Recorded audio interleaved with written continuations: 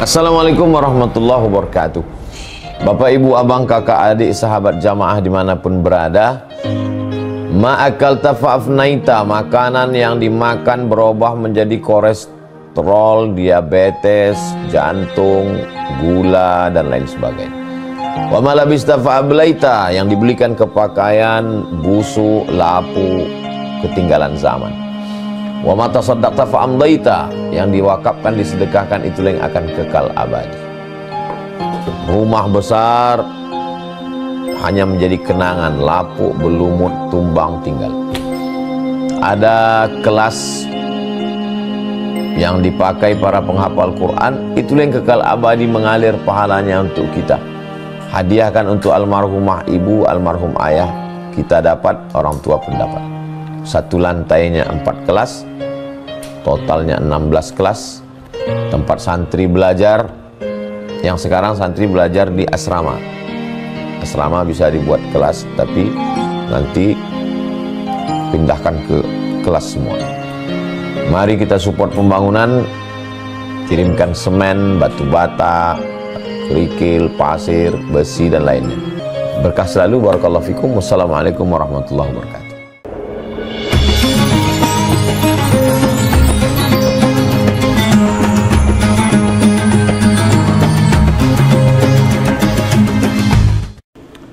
Assalamualaikum warahmatullahi wabarakatuh. Kalau tuan pergi ke Batam, jangan lupa membeli kerang. Dari bunyi sambutan salam, nampaknya jamaah ini belum makan siang. Apa kabar semua? Bapak, ibu, abang, kakak, adik, sahabat, semua yang hadir ini insya Allah dimuliakan Allah SWT. Itu kenapa di tengah itu ada yang kosong macam kebun sawit kebakaran? Ada tamu-tamu dari kalangan jin. Oh gitu. Kalau ada uang, ada rezeki. Kalau tidak ada uang, tidak ada rezeki. Kalau ada uang, ada rezeki. Kalau tidak ada uang, tidak ada rezeki. Kalau ada uang, ada rezeki. Kalau tidak ada uang, tidak ada rezeki. Sudah terrekam di kepala kita, makanya orang cakap, aku nggak ada rezeki hari ini. Berarti tak ada uang. Kalau ada uang, ada rezeki. Tak ada uang, tak ada rezeki. Oke, sekarang aturan baku itu kita terapkan. Ada uang, ada rezeki. Tak ada uang, tak ada rezeki. Di zaman itu ada laki-laki yang ada uang, namanya Qarun. Ada laki-laki yang nggak punya uang, namanya Musa. Sekarang yang dapat rezeki siapa? Qarun. Yang tak punya rezeki, Musa. Nah, inilah contoh-contoh jahiliyah.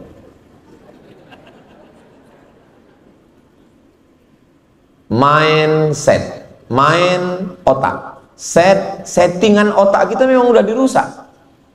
Kalau itu standar kita pakaikan ke dalam sejarah Nabi, berarti yang dapat rezeki itu Qarun, sedangkan Nabi Musa tidak dapat rezeki. Betapa menyesatkannya. Makanya yang perlu diluruskan itu otak, main otak, settingan, aturan otak itu mesti diluruskan. Tapi ada juga yang bilang mindset itu artinya main otak setan, mindset otak setan. Kalau ada kuasa, ada rezeki. Kalau tidak ada kuasa, tidak ada rezeki. Kalau berkuasa, berarti dapat rezeki. Kalau tidak berkuasa, berarti tidak dapat rezeki. Sudah terekam di kepalanya. Ada kuasa, ada rezeki. Tidak ada kuasa, tidak ada rezeki. Kalau itu dijadikan standar dan diterapkan pada kisah Nabi Ibrahim, Namrus berkuasa, Nabi Ibrahim tidak berkuasa, malah dibakar oleh Namrus. Pertanyaannya, kalau dipakai yang metode tadi, siapa yang dapat rezeki? Namrus. Siapa yang tak dapat rezeki? Ibrahim. Berarti ada yang salah dengan cara berpikir kita. Tadi tentang uang, Qarun dengan Musa. Tentang kuasa, Namrus dengan Ibrahim. Ada jodoh, ada rezeki. Tak ada jodoh, tak ada rezeki. Kalau ada jodoh, berarti ada rezeki. Kalau punya istri, ada rezeki. Tak punya istri, jomblo. Nabi Isa ada istrinya? Enggak ada. Nabi Yahya tak ada istrinya. Masa Nabi nggak dapat rezeki? Mesti diluruskan cara berpikir kita. Lalu rezeki itu apa? Apakah rezeki itu uang? Apakah rezeki itu kekuasaan? Apakah rezeki itu istri? Rezeki adalah semua yang membawa kita kepada mendekatkan diri menuju Allah. Itulah rezeki. Kalau dengan kekuasaan kita bisa dekat dengan Allah, berarti kekuasaan kita rezeki. Kalau dengan istri kita bisa dekat dengan Allah, kalau punya suami kita dekat dengan Allah, berarti itu adalah rezeki. Kalau kita punya harta, kita bisa bangun masjid, bangun pondok pesantren, buat beasiswa tahfiz gratis, berarti dengan harta bisa dekat Allah, rezeki. Tapi kalau punya harta hanya untuk dugem, dugem artinya duduk sambil gemetar.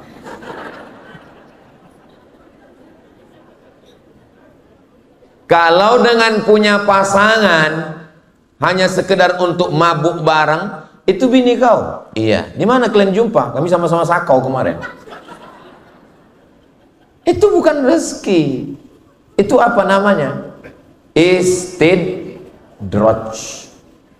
Tolong luruskan cara berpikir. Makanya tadi saya tanya, sudah makan siang atau belum? Karena ini tema agak berat sedikit. Kira-kira yang saya sampaikan bisa dipahami? Oke, kalau gitu kita ulang sekali lagi. Saya kalau ngajar di kelas dulu di kampus, saya tanya mahasiswa, paham? Tidak Pak, ulang 2 kali. Paham? Tidak Pak, ulang 3 kali. Udah 3 kali ulang, aku bilang, kalau ku lanjutkan ini 2 gendangnya. Kalau tak aku gila, kau gila, bilang.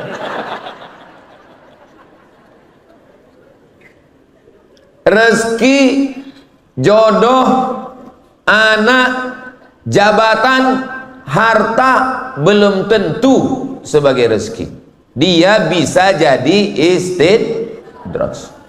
Fir'aun punya kekuasaan, Namrus punya kekuasaan, Karun punya harta, tapi tidak sebagai rezeki. Dia hanya sebagai azab. Semakin banyak, semakin hebat, dia hanyalah sebagai azab.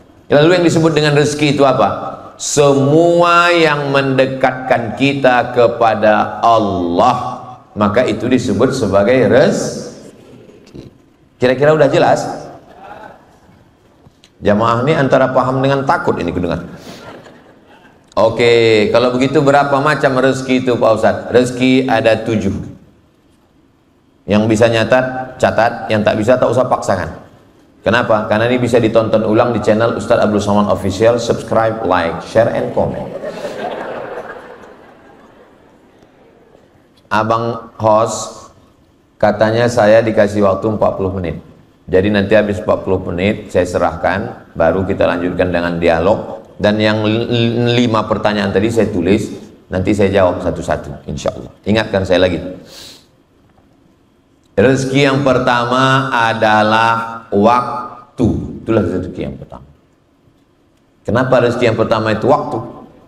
Karena ketika bertemu ruh dengan jasad, dan disitulah kita punya waktu. Kalau orang kampung kita menyebutnya, kalau kampung kami, time is money.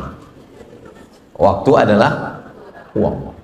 Makanya pertama pertanyaan nanti waktu kita mati, yang pertama ditanya adalah an umrihi fima afna, umur kemana saja kau habiskan. Maka yang pertama nikmat adalah waktu. Apakah waktu kita sekarang jam 3 kurang 15 ini rezeki? Ya, karena dengan waktu yang ada ini sekarang kita beramal soleh. Tapi orang yang menyia-nyiakan waktunya, duduk ngobrol dengan kawan menceritakan artis Yanu sudah cerai, artis Yanu tak jadi, artis Yanu sako, artis Yanu mabuk, artis Yanu. Itu bukan rezeki, itu laknat itu. Ribah itu. Apa macam mesin BSA Aceh, BSA Siantar, motor moge besar, yang tak selesai, yang pop, pop, pop, pop, pop, pop, pop, pop. Maka nikmat yang pertama adalah waktu. Kita bersyukur sampai siang ini kita masih dikasih waktu. Apakah sampai besok pagi kita masih dapat waktu? Waktu itu bahasa Arabnya ajal.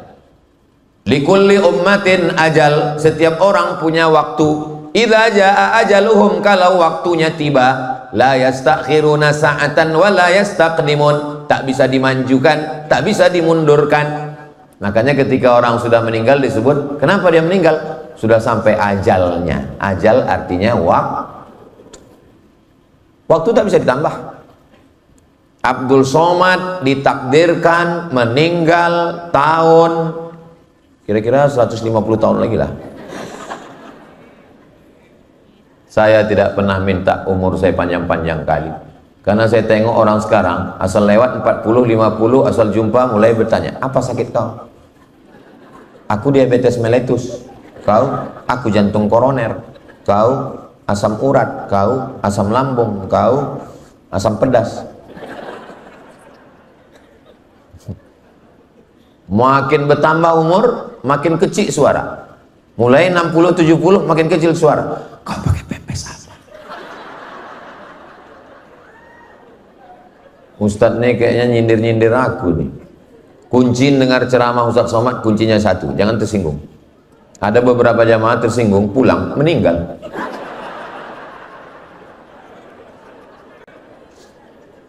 Aku sebetulnya mancing-mancing kalian aja. Kalau saya tengok dari senyum orang-orang ini, kayaknya ini orang nggak punya masalah hidup dan nggak punya utang. Dari mana Ustaz tahu? Senyumnya itu cerah, merekah, lepas. Orang kalau banyak masalah nggak bisa senyum melepas ini. Kita setengah mampus kita mancingnya, capek kita mancingnya, paling kita mancing sedikit. Kalau ini memang betul-betul tak punya masalah hidup dan tak punya utang piutang. Mudah-mudahan yang ada masih ada utang dilunaskan Allah Ta'ala. Wah, banyak juga orang yang begitu. Bersyukur kita sama Allah, kita masih dikasih waktu, dan waktu hari ini sebagai rezeki apa sebagai laknat? Sebagai rezeki ini sekarang. Abdul Somad, kau kukasih waktu tadi pagi kemana? Pagi tadi pengajian di sini bersama tokoh-tokoh masyarakat membahas tentang wakaf sodakoh membangun Zayan Insani Sejahtera. Abdul Somad, siang tadi ku kasih kau waktu untuk apa? Siang tadi aku berkumpul, katanya jamaahnya mau diundang semua milenial, rupanya yang hadir kolonial.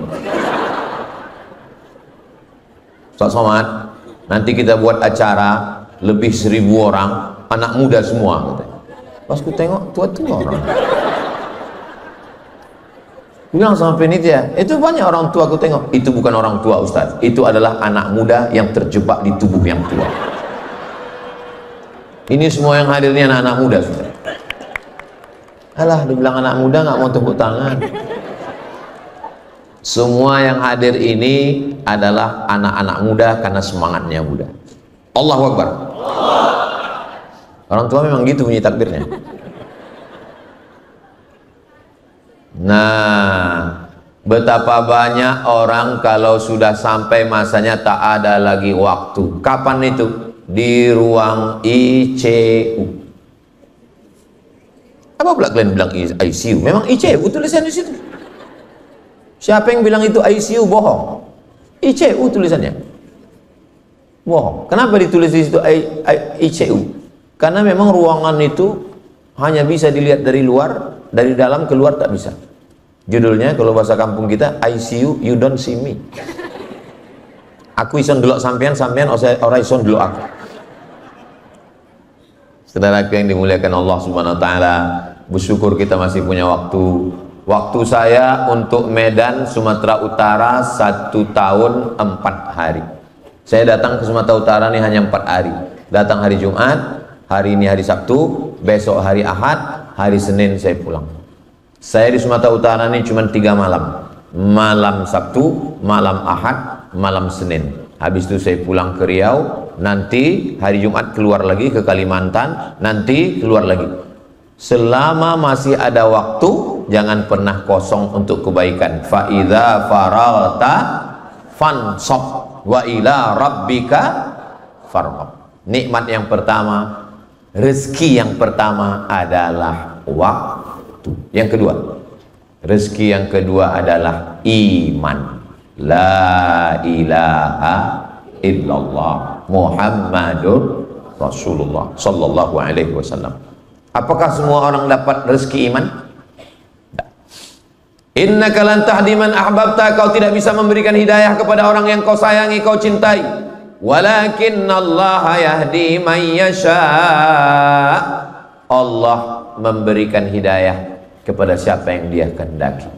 Makanya nikmat yang besar ini kita syukuri. Alhamdulillahi rabbil alamin. Nikmat terbesar adalah nikmat iman. Nikmat terbesar adalah nikmat Islam. Ini rezeki, rezeki, rezeki. Karena dengan nikmat iman inilah kita mendekatkan diri kepada Allah. Apakah diterima sholat orang yang tak beriman? Tidak. Apakah diterima puasa sunat orang tak beriman? Tidak. Syarat sholat, muslim baligh berakal. Syarat puasa, muslim baligh berakal. Maka rezeki yang kedua adalah iman. Rezeki yang ketiga, rezeki yang ketiga adalah orang tua, ayah, ibu. Bagi yang hidup ayahnya, hidup emaknya, pulang dari sini, peluk mereka, cium dia, bawakan makanan kesukaannya. Apa suka dia? Sate Padang. Apa suka dia? Sate Madura. Apa mau dia? Mie keling. Apa mau dia? Getuk. Bawakan. Yang sudah tidak ada, kirimkan. Untuk semua almarhumah emak, almarhum ayah kita yang sudah mendahului kita, Al-Fatihah. A'udzubillahi minasyaitonirrajim. Bismillahirrahmanirrahim. Alhamdulillahirabbil alamin arrahmanir rahim maliki yaumiddin. Iyyaka na'budu wa iyyaka nasta'in. Shiratal mustaqim. Shiratal ladzina an'amta 'alaihim ghairil maghdubi 'alaihim waladdallin. Amin. Aku nggak masuk akal kaji Ustaz Somad itu. Masa dibilangnya emak sama ayah rezeki? Iyalah, kau tidak menganggapnya rezeki karena dari kecil kau buka mata ada emak, kau buka mata ada ayah. Bagaimana dengan penderitaan orang yang tiba-tiba bangun pagi, Ustadz buka pintu, di depan rumahnya ada kardus, rupanya dicampakkan orang, sampai anak itu pun takut pakai binti kardus. Dari sejak lahir tak kenal emak, tak kenal ayah. Padahal ada emak ayahnya, tapi dicampakkan. Kita masih sempat dapat belayan kasih sayang ibu dan ayah. Oh, bersyukur nikmat. Cuman kadang kita tidak mensyukuri nikmat ketika dia masih ada. Ketika dia sudah tidak ada, barulah kita bersyukur. Tak usahlah jauh-jauh, tak usahlah emak, tak usahlah ayah. Kelingking aja. Kelingking ini kita nggak nganggapnya nikmat, tapi coba pas kelingking ini dua-dua luka. Hidung gatal, takkan ini masuk besar kayak lubangnya. Nikmat pertama adalah waktu, nikmat kedua rezeki pertama waktu, rezeki yang kedua adalah iman, rezeki yang ketiga adalah orang tua, rezeki yang keempat adalah pasangan hidup. Pasangan hidup itu rezeki. Kapan pasangan hidup itu jadi rezeki? Ketika dengan pasangan hidup itu kita dekat kepada Allah. Itulah rezeki. Tak semua orang dapat rezeki, walaupun dia belaki, walaupun dia berbini, tak semua dapat rezeki. Aku dulu Pak Ustadz, waktu masih gadis, jilbabku panjang, bajuku panjang. Tapi sejak aku menikah, lakiku tak suka aku pakai jilbab. Kok tua kali aku tengok macam pakai kelambu. Disuruhnya aku dipotong aku Pak Ustadz. Aku pakai celana lijing. Waktu aku umur 8 tahun dulu, itu suruh yang pakai. Menjerit paha tuh Pak Ustadz. Rambut disuruhnya cat 3 warna, merah, kuning, kelabu. Disuruhnya aku pakai tato. Udah laku hitam bertato pula. Itu bukan rezeki namanya. Terus laki begitu, laki apa? Genderuwo. Aku dulu Pak Ustadz tamat pesantren Pak Ustadz. Ayahku baik, emakku baik. Tak boleh aku makan haram. Tapi rupanya Pak Ustadz, entah gimana ceritanya, entah temakan pelet, akhirnya nikah sama biniku ini. Makan haram aja aku dikasihnya Pak Ustadz. Dia kalau tak makan mie lemak babi tak berselera Pak Ustadz. Itu bukan rezeki namanya. Itu apa? Mak lampir. Saya heran juga ya, ibu jangan tersinggung ya. Saya heran juga, kenapa lah hantu ini kebanyakan perempuan? Mak Lampir, Sundel Bolong, Nyi Blorong, Nyi Roro Kidul, Suster Ngesot, Pocong. Pocong ketawa hantu pun perempuan. Terus terang saya nggak setuju, karena mak saya perempuan, istri saya perempuan. Saya mengusulkan ke ibu-ibu, kalian tuntut Komisi Perlindungan Perempuan, menuntut, kenapa hantu itu cuma perempuan? Tolong hantu laki-laki juga diperbanyak. Hantu laki-laki bisa kita hitung berapa? Genderuwo, begu ganjang, Dracula. Dracula pun dulunya, sekarang karena susah nyari kerja di Indonesia cabut dia, balik ke Amerika. Zombie pun ada juga perempuan. Jadi kenapa ke cerita hantu pula gitu? Ada pula yang ingat tuyul. Tuyul ada laki-laki, ada perempuan. Tapi tuyul tak ketahuan jenis kelaminnya karena rambut belum tumbuh dan pakai pempes.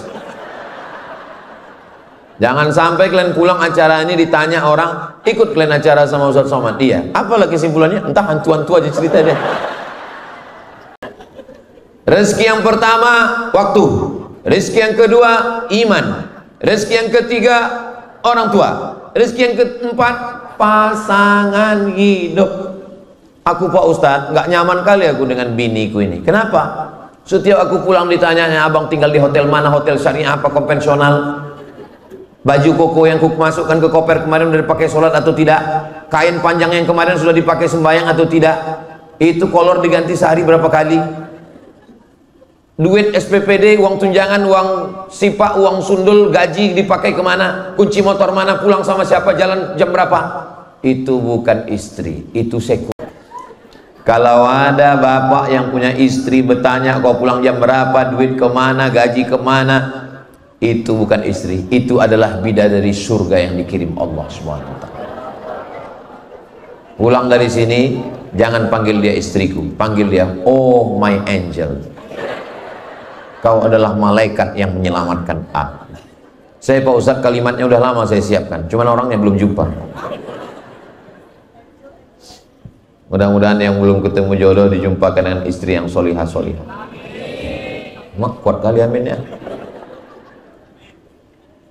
Laki saya nih Pak Ustadz, cakapnya kasar, angkuh, sombong, mentang-mentang dia begaji, mentang-mentang dia berduit. Tapi sejak mendengar ceramah Ustadz, sekarang dia di rumah sudah diam. Kenapa diam? Stroke.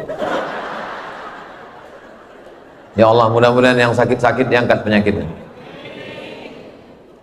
Rezeki yang kelima adalah kawan, sahabat. Ayah, ya. Itu kawan ayah? Ya, kawan ayah itu dari muda dulu. Di mana ayah kenal? Itulah kami ditangkap satpam dulu. Waktu sama-sama nyuri pagar kuburan. Lewat kemarin kami di kuburan. Habis pagar-pagar besi itu dipotong. Beberapa bulan ini sering kali saya dapat posting orang Medan mencuri besi. Saya marah, saya bilang aku ini dari Medan, aku bilang sekolah aku di Medan. Tapi pas ku tengok itu betul juga ini. Mama, iya itu kawan mama. Oh kawan mama sejak gadis itu. Gimana dulu sama dia? Itulah, nggak usah ceritakan, gak enak kali gitu. Kalau punya kawan selalu bertanya, udah kau sembahyang, jangan kau pacaran, jangan kau buat dosa, jangan kau maksiat. Kalau punya kawan baik macam ini, jangan dikubur sebelum mati.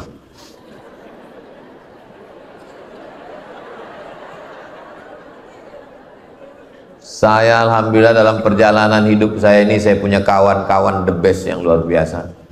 Dulu waktu saya sekolah di Muallimin Medan, saya dulu kuliah sekolah tahun 1990, masuk Muallimin Al-Wasliyah Unipa Jalan Sisingamangaraja. Ada satu kawan saya itu tidak mau mencontek, menengok ke kanan ke kiri. Dia kalau ujian Fokus saja menengok meja. Rupanya jawaban itu udah ditulisnya di meja semua. Ada. Tapi ada kawan yang tidak mau mencontek, tidak mau cabut, tidak mau bolos, tidak nakal. The best, orang baik. Sekarang kerja di kantor Kementerian Agama. Namanya hafal Quran 30 juz. Namanya Ustadz Mar'i Muhammad. Orang baik. Satu lagi lulus jadi tentara. Namanya Ustadz Muhsin. Baik. Saya kawan itu yang ingat, saya ingat tuh dua. Yang paling baik sama yang paling jahat. Makanya kalau kita mau diingat orang, dua lah. Kalau tidak jadi Musa, jadi Fir'aun. Kalau kawan yang setengah-setengah, payah kita ingatnya. Ingat sama aku, Man. Ingatlah, kau kan Fir'aunnya dulu. Tapi kalau setengah-setengah dia, ingat sama aku, Man. Siapa ya? Kayaknya yang abu-abu itu nih. Kadang-kadang jadi Musa, kadang-kadang jadi Fir'aun. Itu payah kita ingat. Kawan. Masa-masa saya susah, masa-masa saya sulit, masa-masa genting, ada kawan-kawan. Itu saya ingat. Mat, kita kan mau pergi naik kapal laut 3 hari 3 malam dari terusan Suez, Mesir menuju Jeddah. Ya, ada kau punya duit? Duitku sudah habis, beli visa $300, beli tiket $100 PP ke Kairo, dari Kairo ke Saudi. Nanti kalau kau tak ada duit, ini $50. Bang, simpanlah duit abang itu dulu. Nanti kalau aku udah susah kali tak makan 3 hari 3 malam baru ku pakai. Aku takut berutang. Ada kawan tuh sampai sekarang. Namanya tak boleh sebut, menjaga kode etik jurnalistik. Jadi besti-besti kita itu luar biasa. Ada kawan-kawan. Orang menang punya banyak kawan. Orang susah punya sahabat sejati. Maka jangan pernah takut susah. Disitulah kita mau menengok mana ujian kawan. Kawan ketawa banyak, tapi kawan bersusah sedikit. Ustadz Somad kan banyak kawan Ustadz. Itu di Instagram itu kami tengok 9 juta.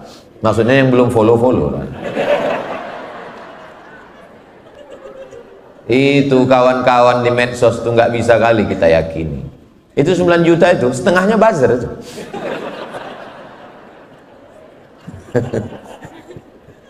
Nah, jadi kalau punya kawan yang baik, tetap jaga.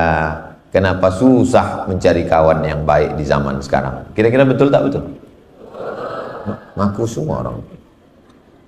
Rezeki yang keenam, apa itu? Rezeki yang keenam adalah rezeki anak soleh. Kalau perempuan solihah, itulah rezeki. Alhamdulillah Pak Ustadz, anakku ini lulus Pak Ustadz, sekarang dia kerja di Amerika. 1 bulan itu dikirimnya 1 kotak Budweiser, 1 kotak vodka. Kami asal malam tahun baru mabuklah kami Pak Ustadz, muntah-muntahlah kami situ. Itu bukan rezeki itu. Alhamdulillah Pak Ustadz, anak saya ini sekarang udah jadi orang kaya. Apa kerja dia? Judol. Dia kerjanya di Vietnam sekarang Pak Ustadz. Alhamdulillah, dialah motor-motor semua judi online ini. Alhamdulillah Pak Ustadz, sudah kami store ke Basnas 2,5%. Itu bukan rezeki, itu laknat. Rezeki itu yang mana? Ketika anak itu sejuk dipandang mata, menenangkan hati dan jiwa. Datang dia ke rumah kita, jilbabnya panjang, bajunya panjang, wajahnya cerah. Pas ditengok wajahnya, pakai skincare kau? Enggak, ini bekas wudhu mak. Oh, jadi kau anggap kami ini tayamum semua? Macam kau aja yang berwudhu. Janganlah gitu kali. Mentang-mentang udah hijrah, biasa aja lah. Sikit-sikit wudhu, sikit-sikit wudhu. Kau pikir kami ini tak pernah mandi? Anak saya Mizian Hazik Abdillah, yang kedua Sami Ahmad Misbahi Ibadillah. Minta tolong ke semua Bapak Ibu, doakan supaya anak-anak saya ini selamat dunia akhirat. Begitu juga dengan anak-anak kita semua. Banyak orang menganggap kalau punya anak ada rezeki, kalau tak punya anak tak ada rezeki. Tidak semua begitu. Justru kadang skenario Allah indah, dia tahan. Karena kalau kau dapat anak kau ini hantu. Berapa banyak orang punya anak menyesal punya anak. Lama hidup banyak dirasa, jauh berjalan banyak ditengok. Lama jadi ustadz banyak yang curhat. Aku Pak Ustadz, saking nakalnya anakku nih, rasanya mau ku masukkan lagi ke dalam. Gimana kau masukkan anak kau ke dalam? Kok begini rasanya Pak Ustadz, kalau ku kenang-kenang, kalau ku ingat lagi, bagus aku tak punya anak. Ada orang ngomong gitu. Saking kan sakitnya punya anak. Apa tak sakit? Pulang dia ke rumah Pak Ustadz, dibawanya perang panjang. Kalau tidak mama belikan Kawasaki Ninja, aku bacok. Ibu-ibu masak nasi goreng pagi, kenapa lah nasi ini tak masak-masak? Rupanya kompor udah dijual anak beli narkoba. Itu bukan rezeki itu. Mudah-mudahan anak kita jadi rezeki semua. Yang terakhir, yang ketujuh, kata Syekh Muhammad Mutawalli Asy'arawi, rezeki yang paling terendah itulah dia harta. Yang dikatakan orang harta yang rezeki paling tertinggi, nah, justru harta rezeki paling terendah. Karena justru dengan hartalah orang banyak tidak jadi rezeki tapi jadi laknat. Kira-kira yang bisa pakai sabu-sabu itu orang kaya atau orang miskin? Orang kaya berduit lah yang bisa beli sabu. Kalau orang miskin tak jadi dia mabuk pakai sabu. Pakai apa? Kecubung. Tak ada modal. Pakai apa mabuk orang miskin? Pertamak. Itu pun setengah liter. Beli pertamak, dihisap tak juga mabuk. Rupanya oplosan. Dihisap hari ini, 3 hari lagi baru mabuk. Rencana mau mabuk, duit tak ada. Ambil kopi, campur spiritus. Spiritus untuk lampu strongkeng dulu. Itu dicampurkannya. Rencana mabuk, minum, rupanya mati. Kayak mana bro? Jadi dia mabuk, lebih dari mabuk lagi. Kayak mana? Menyala abangku. Apa tak menyala jantung tuh begini dengan api strongkeng, mencari paret, masuk ke dalam sungai, mati. Tersumbat ikan sapu-sapu di mulut. Tolong kalian buatkan karikaturnya nanti. Rezeki adalah yang bisa mendekatkan kita kepada Allah Subhanahu wa taala. Sekarang setelah saya betulkan mindset saya dan mindset kita semua, saya mau ngetes paham atau tak paham. Yang laki-laki diam dulu, walaupun menjawab dalam hati saja. Apakah mobil itu rezeki? Aduh, sedih kali kita kalau udah ngomong 30 menit orang nggak paham. Kalau dengan mobil itu kita bisa bawa kepada yang baik, rame-rame ngaji, rame-rame silaturahim, berarti mobil itu rezeki. Tapi kalau mobil itu justru untuk buat maksiat, buat dosa, tutup kaca 100%, mobil bergoyang, berarti mobil itu lah. Sekarang yang perempuan diam dulu, laki-laki saya tanya. Apakah duit itu rezeki? Mati kita. Kalau dengan duit itu kita bisa bangun masjid, dengan duit kita bisa menyantuni anak yatim, dengan duit kita bisa membangun panti jompo, dengan duit kita bisa menyekolahkan fakir miskin du'afa, berarti duit itu adalah rezeki. Tapi kalau dengan duit itu kita justru buat maksiat, berarti dia laknat, bukan rahmat. Kira-kira yang saya sampaikan ini bisa dipahami? Mudah-mudahan terpahamkan kita semua bahwa kita minta sama Allah, bukan ngotot maksa Allah. Ini sekarang banyak orang, dia punya proposal, dipaksanya Allah untuk ikut dia.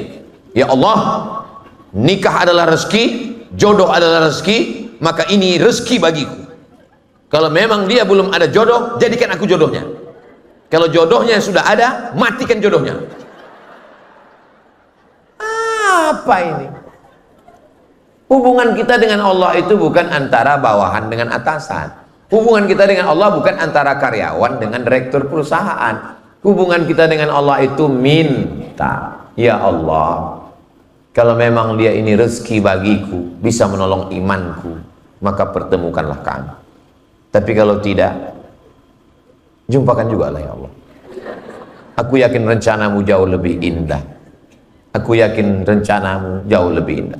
Gak bisa saya menerima takdir ini, terlalu menyakitkan Pak Ustadz. Saya yang menemani dia SNMPTN, saya mengajak dia dulu KKN, saya mengantar dia ke kampus.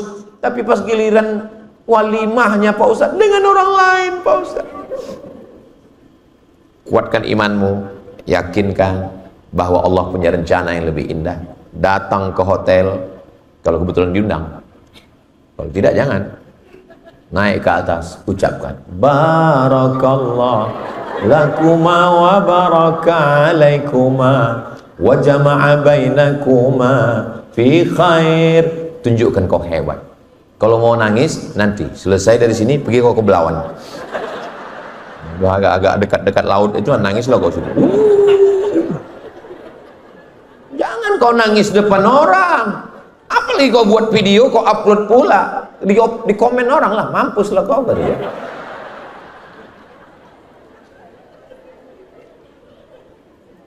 Rencana Allah jauh lebih indah. Saya punya rencana, Allah punya rencana. Yang lebih indah rencana saya atau rencana Allah? Rencana Allah. Aku mesti selesai S1 di Mesir 4 tahun. Habis itu aku mesti ke Sudan 2 tahun. Habis itu aku mesti doktor 2 tahun.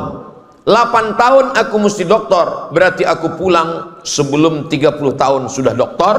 Dan aku akan membawa ijazahku ke Malaysia dan ke Brunei. Aku mau jadi dosen. Aku pulang ke rumah, ku senangkan emak ayahku. Itu cita saya. Itu rencana saya. Rupanya rencana saya hancur berkeping, bak kayu, kaca jatuh ke batu. Selesai S1 pulang, nyari-nyari peluang dulu, baru pula berangkat, hilang umur 1 tahun.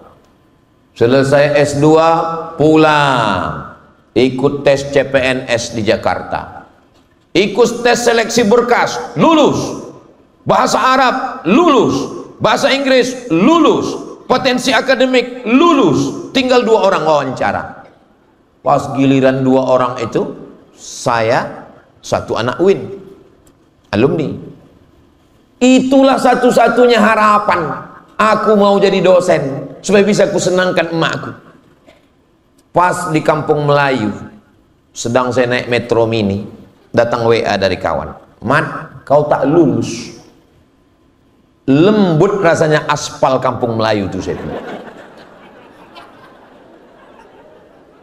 Tahun 2007, awak sudah umur 30 tahun, orang tua menunggu di depan, calon mertua di belakang.